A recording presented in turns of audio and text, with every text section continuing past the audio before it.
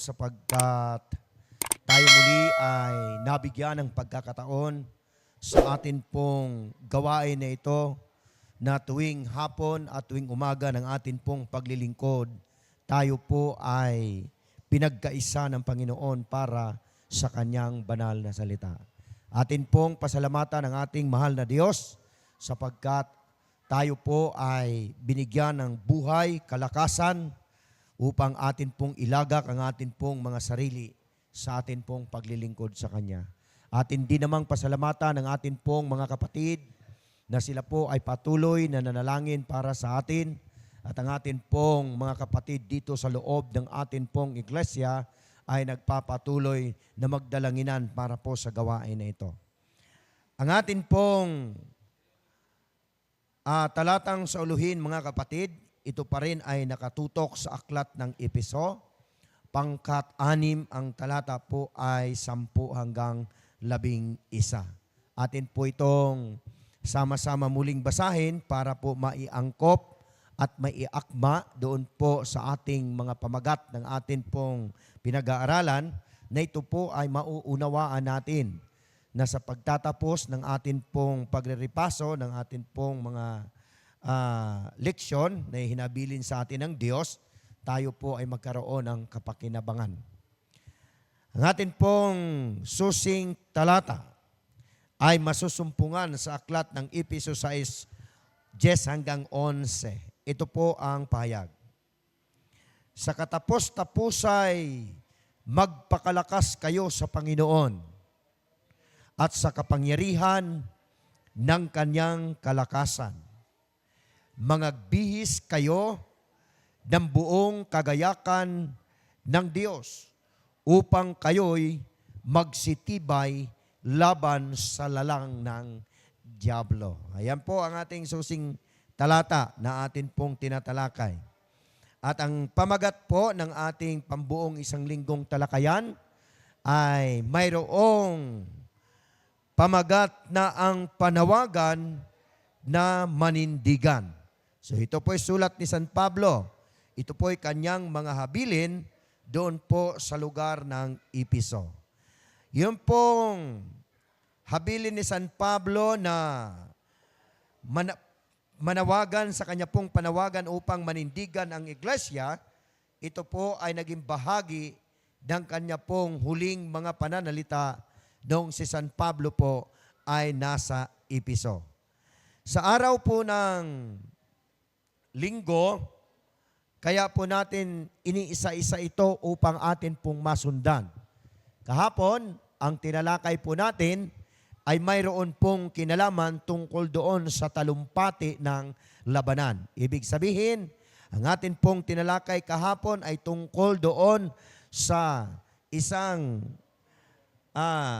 pakikipaglaban at ito po ay espiritual na labanan na kailangan po natin ang baluti ng atin pong Panginoon. Ano-ano yung mga baluti ng Panginoon na kailangan po natin? Ito yung panangga natin. Walang iba kundi yung Kanya pong katuwiran. Ayan.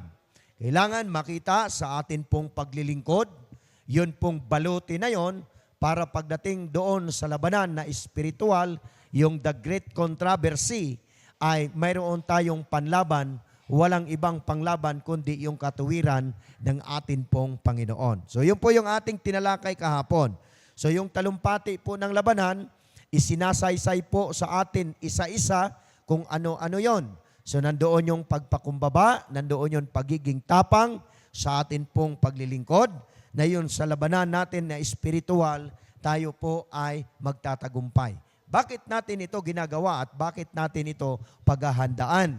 Sapagkat katulad po ng ating tinalakay, ng kaaway ng Diyos ay inahalin tulad sa isang liyong umuungal na naghahanap ng kanyang masisila. So yun po yung ating review sa araw po ng linggo. Sa araw ng Martes, mga kapatid, sa araw ng Lunes, ito po ay mahalaga sapagkat ang pamagat po ay nakasumpong ng kalakasan kay Kristo. Kahit anong gawin nating isuot man natin ang lahat ng baluti ng katuwiran ng ating Panginoon, hindi tayo pwedeng magtagumpay kung wala yung kanyang kalakasan at kanyang kapangyarihan. Kaya dito po sa araw ng Lunes, si San Pablo ay nagbibigay siya ng pahiwatig doon at kanyang mga sulat doon sa iglesia ng Efeso. Na hindi lamang isusuot natin ang baluti ng katuwiran upang maging panangga doon sa ating espiritual na labanan, kundi atin din dapat masumpungan itong tinatawag na kalakasan na ating masumpungan at matagpuan natin kay Kristo. Yung strength, spiritual strength, ayan ang tinatawag na yan. Kaya napakahalaga ng atin pong aralin at pagrerepaso sapagkat kailangan tayo ay nakadepende sa kapangyarihan at kalakasan ng atin pong Panginoon. Pagkatapos ibinigay isa-isa ang mga baluti ng katuwiran upang pananggalang, ating dapat maalaman na ang pagtatagumpay ay nasa kapangyarihan ng atin pong Panginoon. Kaya ang sabi po rito, tayo po ay nakasumpong ng kalakasan kay Kristo. Ito yung mga habilin ni San Pablo para magkaroon ng connect, para magkaroon ng impluensya yung kanyang mga sulat dito po sa ating kalagayan sa huling kapanahunan, lalo tigit dito po sa loob ng atin pong iglesia. Ano ba yung strength? Ano ba yung kalakasan na nagmumula kay Kristo? So ito yung atin siyang iisa-isahin. Yung kalakasan na nagmumula kay Kristo, ito yung kapangyarihan na kanyang ipinagkatiwala sa kanya pong mga anak, sa kanya pong mga lingkod. Yung kapangyarihan na yon, ito rin yung kapangyarihan na nasumpungan ni Haring David nung si David po ay nasa harap ng pagsubok at nakaharap niya ang kanyang katunggali sa espiritual na kalagayan. Makinig po kayo ng mabuti mga kapatid. Ganon din dito sa atin pong mga taga-subaybay. Atin po siyang bigyang diin sapagkat si Haring David at si San Pablo ay nagkatugma ang kanilang tagumpay dahil iisa ang kanilang pinagkukunan ng kalakasan, walang iba kundi ang atin pong tagapagligtas. Pansinin niyo po, yung aklat po ng mga Salmo, pangkat 16, ang talata po ay 1 hanggang 5. Atin pong basahin, mga kapatid. The Lord is my strength. Yun yung kanyang lakas na kanyang nakuha sa Panginoon. Sa pamamagitan ng lakas ng Panginoon, ang sabi niya, ang aking tanging kalakasan, walang iba, kundi ang kapangyarihan ng akin pong manlalalang. The Lord is my strength, ang sabi ni Haring David. Pangalawa, sabi niya, the Lord is my rock. Kapag sinabi po nating strength at saka yung rock, kapatid, doon tayo huhugot kung paano nakamtan ni David at ni San Pablo ang kalakasan na sa pamamagitan ng lakas niyaon, nakasumpong siya ng tagumpay sa spiritual na kalagayan. O di ba napakaganda? Sapagkat the Lord is my strength and the Lord is my rock, my fortress and my deliverer. Ang ganda ng kanyang pagkalathala sa kanya pong talata, na ito naman ay kinuha naman ni San Pablo. Ang sabi ni San Pablo, doon sa aklat ng Efeso 6, 10 at 11, naroon ang alin? Ang kalakasan at kapangyarihan na kanyang natanggap doon sa panahon na siya ay naglilingkod sa iglesia ng Efeso, kapatid. Ang tanging tagumpay na kanyang nasumpungan, kailangan nakadepende siya sa kanyang tagapagligtas. Ito pa. Ang sabi po rito, the Lord is my strength and my deliverer and my rock. And the Lord is my refuge. Ano yung salitang Tagalog doon sa refuge? Sa Kanya tayo kumakanlong. Doon tayo kumakanlong sa Kanyang kapangyarihan. Ang tanging nagdadala at sumusubaybay at linulukuban tayo upang tayo ay maligtas sa lahat ng kasakunaan, nandoon yan sa ating tagapagligtas. Kaya the Lord is my strength, the rock, my deliverer, and my refuge. Siya yung ating kanlungan sa lahat ng ating mga dinadala. Now, dito tayo sa lugar at sa koneksyon dito kay San Pablo. Bakit kailangan natin siya itong tinatawag na kalakasan natin kay Kristo? Karugtong lang ito kahapon. Hindi natin kayang lumaban, kapatid, kahit na sa atin ang baluti ng katuwiran ng ating Panginoon sa espiritual na kalagayan, kung hindi natin matanggap ang Kanyang kapangyarihan, ang Kanyang kalakasan, na ito ay tangi-tangi lamang nandyan sa atin pong Panginoon. Yun po yung kailangan natin, yung kalakasan natin kay Kristo. Ikinunik po ito doon sa iglesia.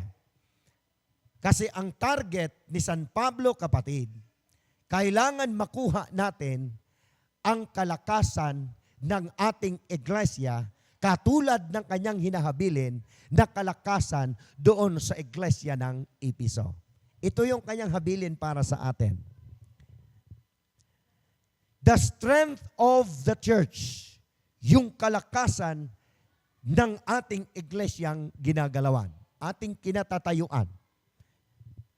What makes a strong church are not its physical. Of course, spiritual. Kalakasang espiritual ang dapat makita sa atin pong iglesia. Take note, kapatid. Ang iglesia, hindi siya pag-aari ng tao. Kundi ang iglesia, ito ay God's property. At ang nasa loob ng iglesia, kapatid, tayo yon, mga membro ng iglesia, mga tao sa loob ng iglesia. Kung ang iglesia ay God's property, kung ang mga membro ng iglesia ay nasa loob, sakop tayo na tayo ay pag-aari ng ating Panginoon. Tayong lahat ay God's property. Kapag sinasabing God's property, of course, iingatan tayo ng Diyos kasi tayo ay Kanyang pag-aari. Yan ang gustong iparating ni San Pablo. Now, dahil tayo ay pag-aari ng ating Panginoon, ng ating tagapagligtas, ang ating iglesia, kailangan maunawaan nating mabuti yung katotohanan at kapangyarihan na ibibigay ng Diyos para sa atin upang ating mapagpanagumpayan ang lahat ng pagsubok na dumarating sa ating buhay. Yun po yung tinatawag na power of God inside our church. So kailangan nating manindigan, kailangan natin maabot yung gustong requirements ng atin pong Panginoon para ating makamtan yung kapangyarihan na kinakailangan sa loob ng atin pong iglesia. At ang tanging makakasumpong noon, mga kapatid, ang tanging magkamit noon, yun yung mga tao na nagtatapat sa loob ng ating iglesia. Wala naman ho rito yan. Lahat po tayo ay nagtatapat sa atin pong Panginoon. Mayroon lang iniwan si San Pablo na 3 pananalita para ating maunawaang mabuti na ang kapangyarihan ng ating tagapagligtas ay atin mismong makuha at makamtan. Ito yon. The church, kailangan siya, ang ating iglesia, ay kailangan niya ng mapagtiis na kalagayan. Sa lahat ng pagsubok, kapatid, kailangan mo siyang pagtiisan. Pangalawa, kailangan mo ng self-control para ikaw ay makapagtiis sa pagsubok na nasa loob ng ating iglesia. Kailangan mo ng kontrolin ang iyong sarili para hindi ka makagawa ng labag sa kalooban ng ating Panginoon. Pangatlo, kapatid, yung tinatawag na perseverance. Now, this strength provide the basic for a truly faithful and fruitful of our Christian life. So yung tatlo na lang, naglalaro lang tayo doon. Ang atin pong aralin sa araw ng Lunes, ito po ay mayroong kinalaman kung paano tayo mamuhay na mayroon tayong lakas at kapangyarihan na ito ay nagmumula sa ating Panginoon. So ang target po ng lesson natin, mula doon sa isang matibay na paninindigan, sa araw ng Linggo, isusuot natin ang baluti ng katuwiran at kabanalan ng ating Panginoon. Pagkatapos dito sa araw ng Lunes, kailangan ating makamtan at maramdaman ang kapangyarihan ng ating tagapagligtas kasi doon tayo magtatagumpay sa lahat ng pagsubok na mararanasan ng bayan ng Diyos. So yun po yung target natin. Sa mga tatlong bagay na ito upang ating makamtan ang kanyang pagliligtas at ang kanyang kapangyarihan, kailangan natin ng pagtitiis, kailangan natin ng pagtitiyaga upang ating makamit ang tinatawag na tagumpay sa pamamagitan ng kapangyarihan ng ating Panginoon. So yun po yung punto ng lesson natin. Mula sa Sabado ng hapon, Linggo, at ngayong araw na ito, makuha natin na tayong lahat dapat ay mayroon tayong matibay na paninindigan sa ating iglesia sapagkat yan ang panawagan ni San Pablo sa huling kapanahunan. So dyan lang po tayo. Bukas sa araw po ng Martes ay ating makuha ang unti-unting lundo ng ipinapaabot sa atin ng atin pong aralin para tayong lahat ay magkaroon ng tagumpay at kaligtasan sa kamay lamang ng ating Panginoon. So ito po ang ating dalangin sa pangalan ng ating Panginoong Hesus. Amen.